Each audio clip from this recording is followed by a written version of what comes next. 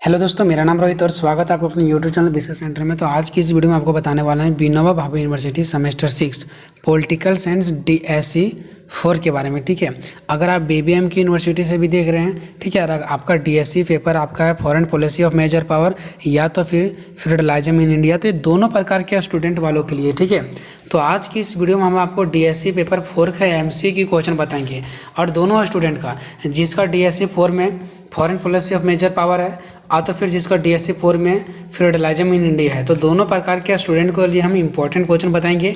Previous year में पूछा गया क्वेश्चन है और DSE पेपर में हमेशा जो MCQ क्वेश्चन होते हैं ना, वो ज़्यादा मिलने के चांसेस होता है। जो कोर 13 और कोर 14 है उसमें तो ज़्यादा कुछ नहीं मैच कर रहा था, बट उससे कहीं ज़्यादा आपका DSE 3 और DSE 4 में मैच करता है। ठीक है, आप लोग DSE 3 में देखे भी होंगे और आसान क्वेश्चन भी पूछता है। ठीक है, तो सबसे पहले बताएंगे DSE 4 ये ग्रुप A वालों का, ठीक है, जिनका foreign policy of major power है।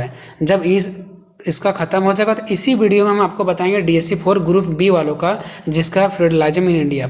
ठीक है, तो जिसका ग्रुप ये है वो अभी वीडियो को देखें, जिसका ग्रुप B है वो थोड़ा देर इंतजार करें, उसके बाद मैं आपको बताऊंगा इसी वीडियो में। ठीक है, तो चलो पहले हम बता लेते हैं foreign policy of major power वालों का। ठीक है, तो पहला ये प्रीवियस ईयर का पूछा गया क्वेश्चन है। ठीक है, निम्न में से कौन सा कारक विदेश नीति को प्रभावित करता है। ठीक है, यकीन मानो कि आपका 5 से 7 क्वेश्चन मैच करेगा। ठीक है, निम्न में से कौन सा कारक विदेश नीति को प्रभावित करता है, तो उपरोक्त सभी भौगोलिक अवस्थिति, दलीय व्यवस्था और अर्थव्यवस्था, तीनों का तीनों जो है वो हमें क्या करता है, विदेश नीति को प्रभावित करता है।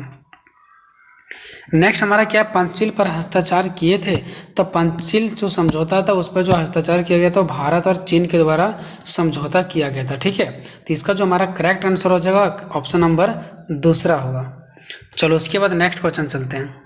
सी में चीन ने भारत पर अचानक आक्रमण कब किया था। ठीक है, तो यहाँ में बहुत सारा ऑप्शन दिया गया। ठीक है, तो जो चीन ने भारत पर अचानक जो आक्रमण किया था वो किया था अक्टूबर 1962 में। ठीक है, यानी अक्टूबर 1962 ईस्वी को किया गया था। ठीक है, तो इस सी का हमारा जो करेक्ट आंसर हो जाएगा वो जाएगा तीसरा। ठीक है, उसके बाद चलते हैं डी में। तो डी में क्या बताइए कि नई विश्व व्यवस्था शब्दावली का अर्थ क्या है। जो नई विश्व व्यवस्था है उस शब्दावली का अर्थ क्या है, तो जो इसका करेक्ट आंसर है वो है चौथा। ठीक है, बट थोड़ा सा आप लोग इसको को अच्छे से देख लेना। ठीक है, क्योंकि वैश्वीकरण का नया युग मैंने सेलेक्ट किया, बट मैं इससे श्योर नहीं हूँ। ठीक है, तो एक बार इसको देख लेना आप लोग, या तो फिर अगर आप नहीं देख पाते तो एग्जाम में आता तो आपको टिक आउट करना है वैश्वीकरण का नया युग। ठीक है, उसके बाद नेक्स्ट है OECD, जिसका फुल फॉर्म होता है आर्थिक सहयोग और विकास संगठन का मुख्यालय कहाँ पे है, तो फ्रांस, पेरिस। ठीक है, यानी कहाँ पे है, फ्रांस में। ठीक है, तो इसका करेक्ट आंसर क्या हो जाएगा, तीसरा हो जाएगा, फ्रांस में। उसके बाद नेक्स्ट क्वेश्चन हमारा क्या है, तो नेक्स्ट क्वेश्चन हमारा है कि आर्कटिका M कृत्रिम उपग्रह किस देश के द्वारा लॉन्च किया गया। तो ये जो लॉन्च किया गया था वो रूस के द्वारा, किसके द्वारा, रूस के द्वारा लॉन्च किया गया था। तो इसका करेक्ट आंसर आपका हो जाएगा दूसरा। उसके बाद नेक्स्ट चलते हैं, किस घटना के समय सोवियत संघ ने संयुक्त राष्ट्र संघ में भारत का समर्थन किया था। तो इसका करेक्ट आंसर हो जाएगा ऑप्शन नंबर दूसरा। ठीक है, गोवा का मुक्ति संघर्ष 1961। अब इसको भी एक बार आपको देख लेना है। ठीक है, क्योंकि मैंने पेपर में अचानक उठाया और मैं आपके लिए वीडियो बनाया हूँ। ठीक है, तो आप लोग इसको देख लेना कि 1961 है, जिसमें मुझे थोड़ा सा शक हो उसमें मैंने नॉट यहाँ पे लिखा हुआ। ठीक है, इससे मैं श्योर नहीं हूँ, मतलब मैं 80 to 90% में बता रहा हूँ कि गोवा का मुक्ति संघर्ष 1961 होगा। ठीक है, बट एक बार आपको देख लेना है। ठीक है, उसके बाद नेक्स्ट देखते हैं। बस 2 ही क्वेश्चन था जो कि आपको देखना था, बाकी अब सारा मैं बता दिया हूँ 100%। ठीक है, अब देखो, ब्रह्मोस एक संयुक्त सहकार्य है, तो ये किसके बीच है, तो भारत और रूस के बीच है। ठीक है, तो ध्यान रखना, भारत और रूस के बीच। उसके बाद नेक्स्ट क्वेश्चन देखो, आई नंबर X शक्ति संयुक्त सैनिक अभ्यास है। ठीक है, तो ये जो हमारा है वो है ऑप्शन नंबर इसका होगा तीसरा, भारत और फ्रांस। क्या होगा, भारत और फ्रांस। नेक्स्ट क्वेश्चन है, रूस के वर्तमान राष्ट्रपति कौन है। तो और जो रूस के वर्तमान राष्ट्रपति हैं वो है हमारा व्लादिमीर पुतिन। क्या है, व्लादिमीर पुतिन। अब देखो, ये भी प्रीवियस ईयर का ही क्वेश्चन है, बेबी सेमेस्टर 6 DSE 4, ये foreign policy of major power का 1 साल वाला मैंने बता दिया और ये दूसरे साल का। ठीक है, बट मैंने इसको लिख करके आप लोगों के लिए बता रखा है। ठीक है, तो देखो क्या है, किसी राष्ट्र की विदेश नीति का सबसे महत्वपूर्ण उद्देश्य क्या होता है, तो राष्ट्रीय हित। क्या होता है इसका, राष्ट्रीय हित होता है।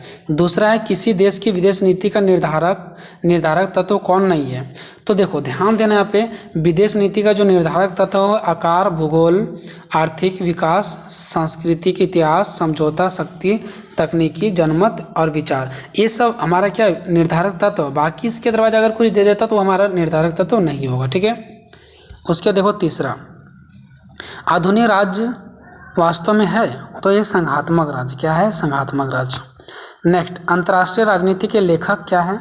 तो अंतर्राष्ट्रीय राजनीति का जो लेखक है वो है केनेथ वाल्टस। केनेथ वाल्टस। अगर आपको स्पष्ट नहीं दिख रहा तो वीडियो को क्वालिटी को आप लोग 360 पे करके देख लें, ठीक है। पांचवा है दक्षिण चीन सागर विवाद के कारण है, तो इसका जो करेक्ट आंसर हो जाएगा वो होगा तेल की निकासी, ठीक है। उसके बाद नेक्स्ट क्वेश्चन की ओर बढ़ते हैं, ठीक है। वर्तमान में अमेरिका के राष्ट्रपति कौन है? तो जो बाइडेन। कौन है? Joe Biden. सातवां है चीन के वर्तमान राष्ट्रपति कौन है? तो सी जिनपिंग। सी जिनपिंग। नेक्स्ट क्वेश्चन नंबर 8 है CPEC किस देश के बीच है? तो चीन और पाक। किसके बीच है? चीन और पाक के बीच है, ठीक है। आठवां नंबर है गलवान संघर्ष किस देश के बीच हुआ? तो चीन और भारत। किस देश के बीच हुआ? चीन और भारत। नेक्स्ट है मैक-मोहन रेखा अंतर्राष्ट्रीय सीमा है, तो मैक-मोहन रेखा अंतर्राष्ट्रीय सीमा किसके बीच है? तो भारत और चीन के बीच है, ठीक है। चलो अब यहाँ से आप लोगों का जो था पॉलिटिकल्स एंड DSC 4 ग्रुप, ये फॉरेन पॉलिसी मेजर पावर, उन लोगों का MCQ क्वेश्चन खत्म हो गया, ठीक है।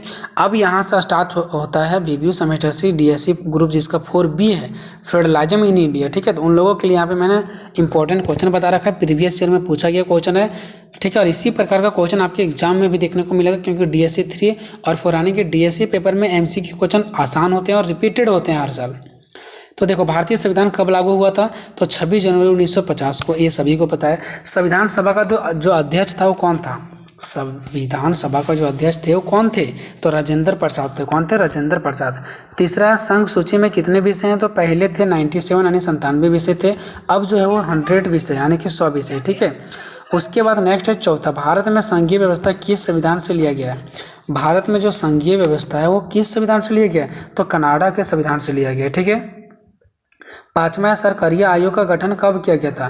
तो 1983 में, ठीक है। ये जो सरकारीय आयोग का गठन किया गया था वो 1983 में किया गया था। उसके बाद नेक्स्ट क्वेश्चन देखो क्या है सो, किस योजना की सिफारिश पर भारतीय संविधान सभा का गठन किया गया? तो कैबिनेट मिशन योजना की सिफारिश पे, ठीक है। नेक्स्ट है अंतर्राज्यीय परिषद का अध्यक्ष कौन होता है? तो प्रधानमंत्री होता है। कौन होता है? प्रधानमंत्री। नेक्स्ट है नीति आयोग की स्थापना कब की गई थी? नीति आयोग की स्थापना कब की गई? तो 1 जनवरी 2015 में। 1 जनवरी 2015 में, ठीक है। नेक्स्ट है राज्यों में राष्ट्रपति शासन किस धारा के तहत लगाया जाता है? तो अनुच्छेद 356 मैन है हमारा, ठीक है। अगर आपका 365 भी देख जाता तो इसमें भी टिकट करना है, क्योंकि 356 365 में राष्ट्रपति शासन की जो राज्यों में होता है वो राष्ट्रपति शासन की धारा को तय किया जाता है, ठीक है। नेक्स्ट है भारत में चुनाव आयोग के सदस्यों को कौन नियुक्त करता है? जो भारत में चुनाव आयोग होता है उसके सदस्यों को नियुक्त करता है राष्ट्रपति। उसके बाद नेक्स्ट क्वेश्चन देखो क्या है सो, भारत सरकार अधिनियम कब लागू हुआ था? भारत का जो संविधान अधिनियम है वो कब लागू हुआ? तो 1935 यानी 1935 में, ठीक है। नेक्स्ट क्वेश्चन है 12 नंबर, प्रांतों में दोहरी शासन की स्थापना किस अधिनियम के द्वारा की गई? तो 1919, ठीक है, 1919, ठीक है। 13 में फेडरलिज्म शब्द किस भाषा से लिया गया? फेडरलिज्म किस भाषा से लिया गया? तो लैटिन भाषा से। किस भाषा से? लैटिन भाषा से लिया गया। 14 नंबर क्वेश्चन है श्वेत पत्र कब लागू किया गया? श्वेत पत्र कब लागू किया गया? तो 1933 यानी 1933 में। 1933 में, ठीक है। नेक्स्ट क्वेश्चन है राष्ट्रपति द्वारा 1980 को एक साथ कितने राज्यों की विधानसभाओं को भंग किया गया था? तो 9। एक साथ संविधान राष्ट्रपति द्वारा कितने राज्यों की विधानसभा को भंग किया गया था? तो 9। नेक्स्ट क्वेश्चन, भारतीय संघ में नए राज्यों के निर्माण करने तथा राज्यों की सीमाओं में परिवर्तन करने का अधिकार किसके पास है? संसद के पास। अगर इसके पहले वाले क्वेश्चन पढ़े होंगे 20 नंबर वाले तो आपको पता होगा। 17 नंबर, भारत संघ में कितने राज्य हैं? तो 28। भारत संघ में कितने राज्य हैं? 28। नेक्स्ट है भारतीय संघ के कितने केंद्र शासित प्रदेश हैं? तो 9। नेक्स्ट 19 नंबर क्वेश्चन है क्या है, किस संघीय क्षेत्र में राष्ट्रपति क्षेत्र घोषित किया गया? किस संघीय क्षेत्र को राष्ट्रीय क्षेत्र घोषित किया? तो दिल्ली को, ठीक है। आने राष्ट्रीय क्षेत्र किसको घोषित किया गया? दिल्ली को। नेक्स्ट क्वेश्चन है, भारतीय संघ में कौन सी विशेषता नहीं है? तो दोहरी नागरिकता की विशेषता भारतीय संघ में नहीं है। नेक्स्ट है, भारतीय संविधान के किस अनुच्छेद में, किस अनुसूची में, ठीक है, किस अनुसूची में संघ और इकाइयों के बीच शक्तियों के वितरण का जो है वो वर्णन किया गया? तो 7वां अनुसूची है, ठीक है। अब क्वेश्चन नंबर 22 की बात करते हैं, ठीक है। तो भारत में राज्यों को अपनी शक्तियां कहाँ से प्राप्त होती है? तो भारत में राज्यों की जो अपनी शक्तियां वो कहाँ से? संविधान से प्राप्त होती है। कहाँ से? संविधान से। 23 अवशिष्ट सूची के विषयों पर कानून बनाने का अधिकार किससे प्राप्त है ना? किसे प्राप्त है? तो केंद्रीय सरकार को। किसको प्राप्त है? केंद्रीय सरकार को। 24 किस विषय संघ सूची में शामिल नहीं है? किस विषय संघ सूची में शामिल नहीं? तो शिक्षा। Next 25 and last question, Bharat को संविधान में संविधान में कहा गया है? तो भारत को संविधान में क्या कहा गया? भारत को संविधान में कहा गया, क्या कहा गया? तो ये कहा गया कि ये जो संविधान वो राज्यों का संघ है, तो राज्यों का संघ कहा गया, ठीक है दोस्तों। तो ये वीडियो आपको कैसा लगा कमेंट बॉक्स में जरूर बताना।